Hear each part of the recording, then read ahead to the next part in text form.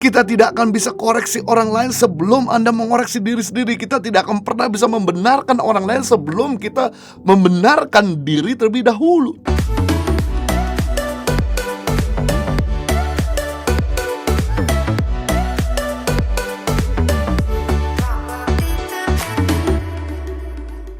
Baik, kalau Anda sedang dengan sebuah judul khotbah, saya bikin khotbah dengan tema benar versus membenarkan diri. Benar berbeda dengan membenarkan diri. Tidak mudah menjadi orang benar. Jauh lebih mudah menjadi orang yang membenarkan diri. Kebanyakan orang suka membenarkan diri daripada menjadi orang benar. Kebanyakan orang suka membela diri daripada mengaku kesalahannya. Menjadi orang benar berarti hidup sesuai dengan kehendak Tuhan. Sedangkan membenarkan diri hidup sesuai dengan kehendak dirinya sendiri. Firman Tuhan berkata dalam Matius pasal 6 ayat 33, cari dahulu kehendak Allah dan kerajaannya, maka semua ditambahkan. Begitu kita mencari kepentingan kita sendiri, kehendak kita sendiri, maka semua dikurangkan. Ciri-ciri orang fasik: suka membenarkan diri, suka membela diri, suka menyalahkan orang lain. Jika ditegur, tidak pernah minta maaf, sulit berubah, sering melakukan kesalahan yang sama. Maleakhi pasal 3 ayat 18, maka kamu akan melihat kembali perbedaan antara orang benar dan orang fasik, antara orang beribadah kepada Allah dan orang yang tidak beribadah kepadanya. Firman Tuhan menjelaskan akan sangat kelihatan perbedaan antara orang fasik dengan orang benar, antara orang yang takut akan Tuhan dengan orang yang tidak takut akan Tuhan, antara orang benar dengan orang yang membenarkan diri sendiri. Pertanyaannya adalah, mengapa kecenderungan manusia suka membenarkan diri?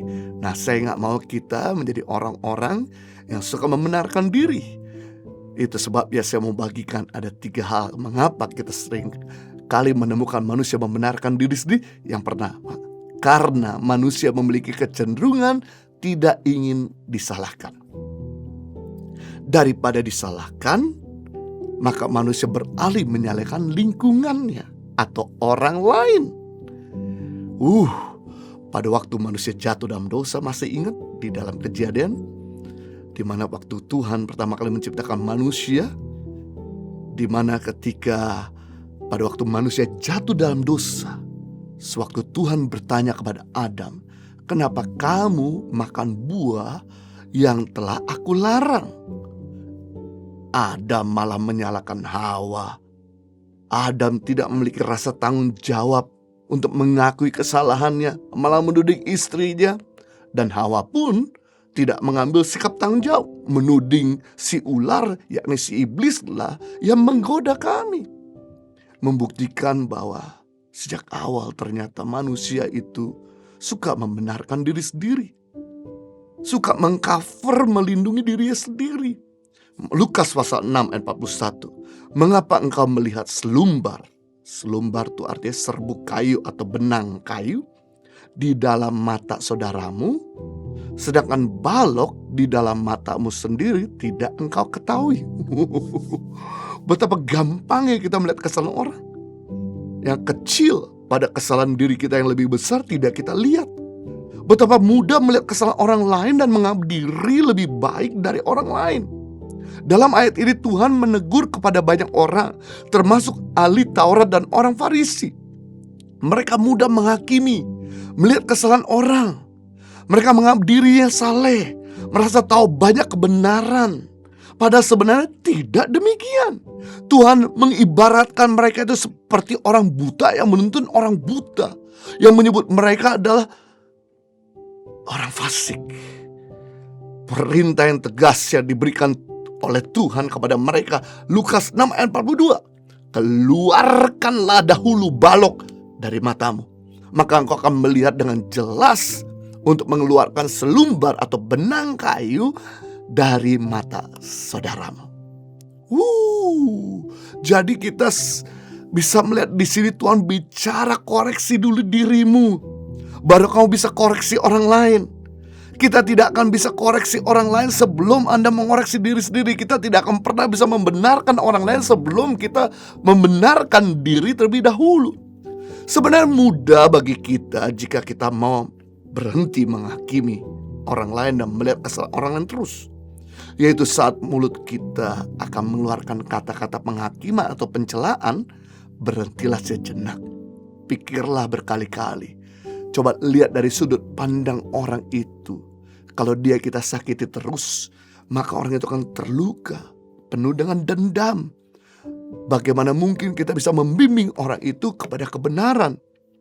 Menyalahkan orang lain itu lebih mudah daripada menyalahkan diri sendiri. Itu sebabnya perlu kita berubah, bertobat, berhenti. Ketika berada dalam kondisi yang tidak menguntungkan, menyalahkan orang lain adalah taktik termudah yang dapat dilakukan untuk terbebas dari tanggung jawab.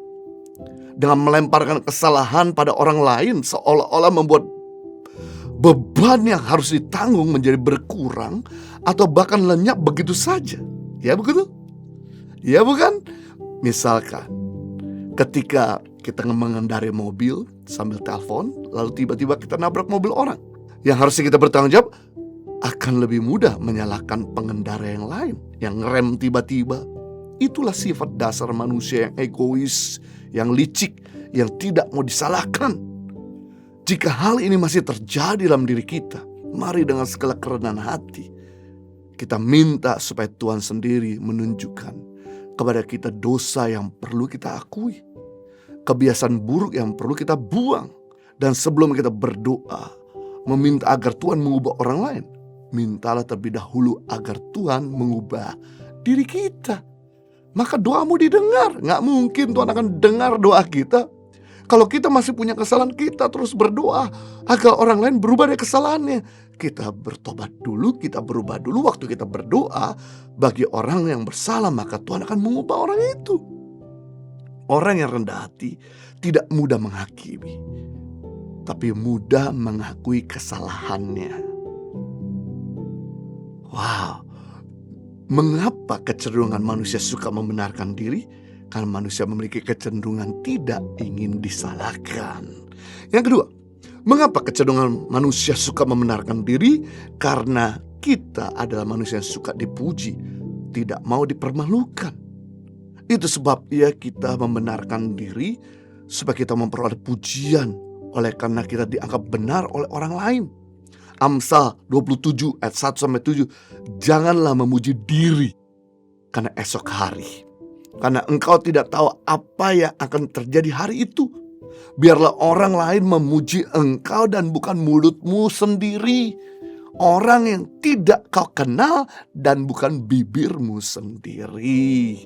Wow, Amsal memberi saran yang tepat agar kita jangan selalu dipandang kagum orang terus. Jangan suka membual. Mengapa kita tidak boleh memuji diri sendiri? Membuat kita jadi sombong, sulit berubah, serta kita gak pernah tahu apa yang terjadi di kemudian hari. Kita gak pernah tahu apa yang terjadi 5 menit ke depan, 5 jam ke depan, 5 hari ke depan, 5 bulan ke depan. Daripada Anda tidak bisa membuktikan kebenaranmu, lalu kamu jadi malu dicela orang, lebih baik kamu low profile dan tidak suka show off, pamer. Itu sebabnya sebagai orang benar kita perlu tidak alergi terhadap kritikan orang. Jangan takut terhadap masukan orang, teguran orang. Dengan takut dikritik, kita akan kehilangan kesempatan mendengarkan komentar jujur orang lain. Kita pun tidak akan lagi peka terhadap kekurangan dan kesalahan kita. Jika kita takut dikritik, orang juga malas untuk negur kamu lagi. Dan kita ini masih jauh daripada kesempurnaan. Justru masukan mereka yang menyempurnakan, yang membuat kita lebih baik. Become better person. Menjadi orang yang justru memuliakan Tuhan. Lukas 10 ayat 29. Tetapi untuk membenarkan dirinya, orang itu berkata kepada Yesus, dan siapakah sesamaku manusia? Nah, seorang ahli Taurat bertanya kepada Yesus mengenai apa yang harus diperbuat untuk memperoleh hidup yang kekal. Tentu ia sendiri sudah mengetahui jawabannya. Karena itu segera ia ngajukan pertanyaan kedua dengan maksud membenarkan dirinya. Tampaknya dia merasa bahwa dirinya kurang mengasihi sesama, namun mungkin dia berharap Yesus memaklumi dan menganggap cukup layak untuk memperoleh hidup yang kekal. Yesus tidak langsung menjawab pertanyaannya, melainkan menceritakan tentang kisah menarik tentang orang Samaria yang baik hati, yang menolong orang yang sekarat sehabis dirampok. Dari kisah itu, sang ahli Taurat menunjukkan bahwa dirinya sudah mengetahui apa itu mengasihi, apa itu yang namanya memperhatikan sesama. Namun sebenarnya ia belum melakukannya. Ia malu dan pergi. Ketika kita sibuk berpikir untuk membela diri, kita sulit mengakui kelemahan. Akibatnya, kita juga menutup diri terhadap anugerah pembenaran dari Tuhan. Sebab itu marilah kita jujur serta mengakui kekurangan kita. Jadilah pelaku kebenaran. Orang yang munafik adalah orang yang tidak mampu melakukan kebenaran. Makanya dia menutupi dengan membenarkan diri sendiri, bahkan menuding kesalahan orang lain. Orang yang munafik pasti akan dipandang sebelah mata sama orang lain. Orang akan mencemooh kamu, tahu kebenaran, tapi kok tidak melakukannya. Kamu mengajarkan hormat kepada orang tuamu, tapi kamu sendiri tidak hormat sama orang yang lebih tua. Jadi kalau kamu tidak mau dipandang rendah orang lain, dipandang sebelah mata, lakukanlah apa yang Anda ketahui dan apa yang Anda ceritakan, ajarkan. Bedanya Adam sama Yesus, mereka ini sama-sama tahu kebenaran. Hanya bedanya Adam tahu kebenaran tapi tidak melakukannya, maka dia jatuh dalam dosa. Sedangkan Yesus tahu kebenaran tapi Yesus melakukan kebenaran, maka Yesus tidak pernah jatuh dalam dosa. Membuat hidup kita tidak pernah jatuh dalam dosa. Ketika kita melakukan kebenaran, apa yang kita tahu segera kita lakukan.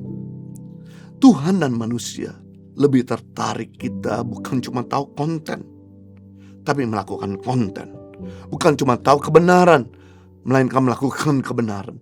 Hal itu yang membuat kita mendapatkan perkenanan dari Tuhan. Tidak perlu kita cari perkenanan dari manusia. Sebab kalau kita berkenan sama Tuhan, maka manusia pun pasti berkenan sama kita. Tapi kalau kita coba cari perkenanan manusia, belum tentu Tuhan berkenan sama kita. Buat apa kita memiliki dunia ini tapi jiwa kita binasa? Buat apa kita ini dikagumi orang-orang tapi kita nggak diterima di kerajaan kekekalan? Juga kalau kita sibuk melakukan apa yang kita ketahui, maka kita akan berdiri di atas batu yang kokoh. Badai topan tekanan, goncangan masalah, godaan dosa tidak akan membuat kita jatuh tergeletak. Mengapa kecenderungan manusia suka membenarkan diri? Karena kita adalah manusia yang suka dipuji, kita tidak mau dipermalukan. Wow. Yang ketiga, mengapa kecenderungan manusia suka membenarkan diri? Karena kita manusia yang sulit berubah. Pada dasarnya manusia tidak suka perubahan, tidak nyaman dengan perbedaan. Padahal perubahan merupakan hal yang baik untuk kebaikan diri kita maupun kebaikan orang-orang di sekitar kita. Untuk menghindari perubahan, seringkali kita berbohong pada diri sendiri, atau kita malah menyalahkan orang lain.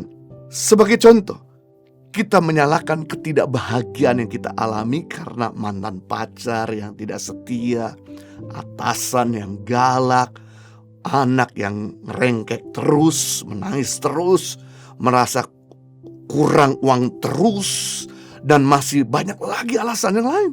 Ataupun kita mencari alasan pembenaran mengapa kita sulit untuk berubah, seperti merasa tidak ada waktu, tidak yakin bisa melakukan hal yang baru dan berbeda, merasa tidak percaya diri karena belum pernah melakukannya, dan masih banyak contoh alasan lainnya. Bahkan ada orang-orang yang malah berusaha mengontrol lingkungannya dan orang lain agar merasa nyaman bagi dirinya. Misalnya, kita melarang anak kita membina hubungan dengan orang yang kita tidak suka. Mendiamkan pasangan kita ketika kita tidak mendapatkan apa yang kita inginkan. Wow, betapa licik ya diri kita mengontrol orang lain demi untuk membenarkan diri sendiri. Sampai kapanpun kita tidak akan pernah bisa berubah kalau kita hanya menuntut orang lain berubah. Jadi tugas untuk mengubah orang lain bukan tugas kita, itu tugas Tuhan. Kita akan kecewa kalau kita berusaha untuk mengubah orang lain, karena orang itu tidak akan pernah berubah dengan kita menuntut mereka berubah. Mulailah perubahan dari diri sendiri, maka kita akan jadi sumber inspirasi orang lain berubah. Ketika orang lihat kita berubah, maka mereka dengan natural akan berubah juga.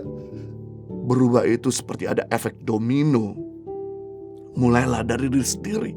Ratapan 3 ayat 40. Mari kita menyelidiki dan memeriksa hidup kita dan berpaling kepada Tuhan. Firman Tuhan tidak menyuruh kita untuk menyelidiki orang lain atau menuding orang lain, tapi menyelidiki dan memeriksa diri sendiri dan berbalik kepada Tuhan. Kata berbalik artinya bertobat. Berbalik 180 derajat. Dari sombong jadi tidak sombong lagi. Dari suka bohong jadi jujur. Dari suka marah-marah jadi lemah lembut. Dari selfish jadi selfless. Dari kikir jadi murah hati.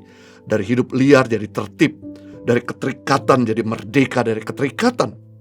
Ada banyak hal yang tidak bisa kita ubah. Tetapi ada satu hal yang paling penting yang dapat kita ubah, yaitu dirimu sendiri. Mungkin kita tidak bisa mengubah masa lalu kita, tapi kita bisa mengubah masa depan kita mulai dari sekarang, bukan nanti. Mungkin kita tidak bisa mengubah dunia, kita tidak bisa mengubah orang tua, kita tidak bisa mengubah pasangan kita, kita gak bisa mengubah anak kita, tetapi kita bisa mengubah diri kita sendiri. If you want to change the world, you have to change yourself. Kalau Anda ingin mengubah sekelilingmu, Anda perlu mengubah dirimu sendiri. Ketika engkau pulih, maka orang di sekitarmu pulih. Jika dirimu tidak pernah pulih, jangan berharap orang lain bisa pulih. Malah yang lebih parah yang akan terjadi pada orang itu maupun pada dirimu. Jika Anda tidak mau memimpin perubahan, maka Anda akan dipimpin oleh perubahan. Dipimpin perubahan jauh lebih sakit daripada memimpin perubahan. Dipimpin perubahan jauh lebih menderita, jauh lebih mahal daripada memimpin perubahan. Dipimpin perubahan yaitu, biasanya begini, tunggu tidak naik kelas dulu, baru kita sadar untuk belajar. Tunggu sakit tidak bisa bangun dari ranjang, baru kita berhenti merokok atau narkoba. Tunggu kita dipecat dari kerjaan, baru kita mau serius kerja. Tunggu kita diputusin pacar, baru kita mau hidup kudus. Tunggu pasangan nuntut persidangan, baru kita minta maaf dan berubah. Tunggu kita ditinggalkan customer, baru kita dagang dengan jujur. Tunggu anak-anak kabur dari rumah, baru kita beri waktu untuk mendengarkan mereka. Mencegah jauh lebih murah deh, jauh lebih ringan, jauh lebih baik daripada mengobati. Itu sebabnya milikilah niat untuk berubah sebelum yang buruk terjadi. Perubahan hanya bisa terjadi dengan merendahkan hatimu, meminta bantuan Tuhan dan orang lain. Dan kalau mereka sudah kasih nasihat, segera lakukan perubahan agar hidup Anda sungguh mengalami perubahan yang signifikan. Mengejar ketertinggalan masa lalu. Umur kita makin tua. Biasanya orang makin tua makin sulit berubah. Udah jadi makin semen kering. Mumpung kita masih produktif, masih muda, mari jangan keraskan hati kita untuk berubah. Yang diuntungkan adalah dirimu dan masa depanmu. Jadi, mengapa kecenderungan manusia suka membenarkan diri? Karena hati manusia sulit sekali berubah. Impact Community Indonesia telah mengadakan 3 kali ibadah setiap hari Minggu. Pukul 9 waktu Indonesia Barat, pukul 11 waktu Indonesia Barat, dan pukul 13 waktu Indonesia Barat. Di MOI, Mall of Indonesia Kelapa Gading, lantai P3. Ketiga ibadah disertai ibadah anak dan remaja.